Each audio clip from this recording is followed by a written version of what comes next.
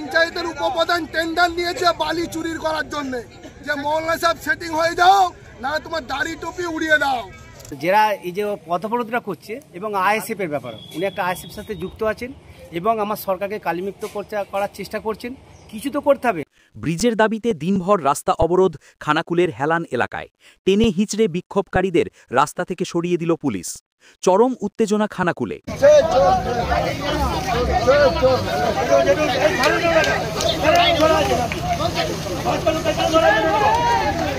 এদিন সকাল থেকেই খানাকুল তারকেশ্বর সড়ক অবরোধ করে বিক্ষোভ দেখাতে শুরু করে হেলান, মৈখণ্ড সহ আশেপাশের গ্রামের বাসিন্দারা।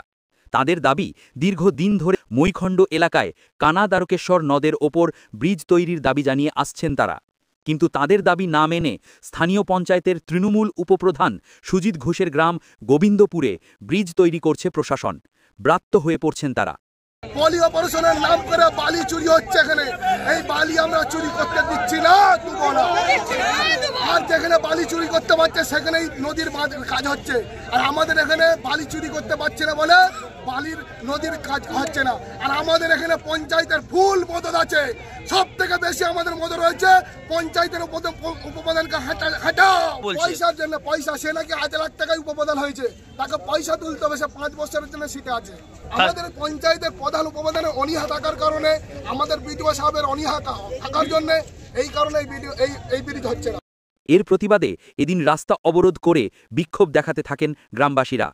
অবরোধস্থল থেকে পঞ্চায়েতের উপপ্রধান সুজিত ঘোষের বিরুদ্ধেও তীব্র ক্ষোভ উগরে দেন বিক্ষোভকারীরা।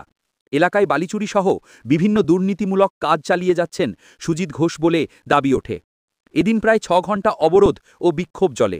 অবশেষে রাস্তা সচল রাখতে পুলিশকে কার্যত টানা হেঁচড়া করে বিক্ষোভকারীদের সরিয়ে দিতে দেখা যায়। এদিকে বিক্ষোভকারীদের আইএসএফের মদতপুষ্ট বলে পাল্টা আক্রমণ শানান পঞ্চায়েতের উপপ্রধান সুজিত ঘোষও। তার মতে দলকে কালিমালিপ্ত করতেই এই অচরাবস্থা তৈরি করা হয়েছে। কারণ ওনাদের কাজ তো কিছু নাই, কিছু তো করতে হবে, ছবির আওতা দেখাতে হবে আমরা কাজ করছি। ওনারা এইটাই ওদের কাজ, মানুষকে বিভ্রান্তি করা, মানুষকে এইভাবে করা। এই যে একটা স্কুল কলেজ সবাই যাচ্ছে, প্রশাসনের লোককে হ্যারাসমেন্ট করা, এটাই হচ্ছে ওনাদের কাজ, আর অন্য কিছু কাজ নয়। আর এবং পোলটা দুটোই আমাদের প্রয়োজন, ওটা স্টেট লেভেলের ব্যাপার, এটা আমরাও জানিয়েছি এবং আমার গ্রামবাসীরাও জানিয়েছে, দরখাস্ত গেছে, ওপর মহলও গেছে, সবাই জানে এটা ব্রিজটা আমাদের, দুটো ব্রিজই প্রয়োজন। এবং আমার রামমন্ত্রীর মানুষ, এলাকার মানুষ যেমন ভালো থাকে এটাই আমি চাই। এবং প্রশাসন ব্যাপারটা দেখছে, প্রশাসনের ব্যাপার ঊর্ধ্বতন আমাদের যে আছেন ওনাদেরকেও জানিয়েছে, ওনারাও ব্যাপারটা দেখছেন। যদিও খানাকুল 1 পঞ্চায়েত সমিতির সভাপতি রুম্পা মাইতি বিষয়গুলি খতিয়ে দেখে ব্যবস্থা গ্রহণের আশ্বাস দিয়েছেন। ব্রিজ হবে বলে আমরা এখনো পর্যন্ত কোনো খবর পাইনি, দেখছি, আমরা আলোচনা করি, ওটা খবর নিয়ে আমরা পরে ওটা জানাবো বিষয়। না, এগুলো সব ভুল খবর। উনি দলের ছেলে হয়ে কখনো এই কাজ করবেন এটা ঠিক না। তবে আমরা দেখছি বিষয়টা, খোঁজ নিয়ে দেখি কি ব্যাপার আছে, পরে জানাবো।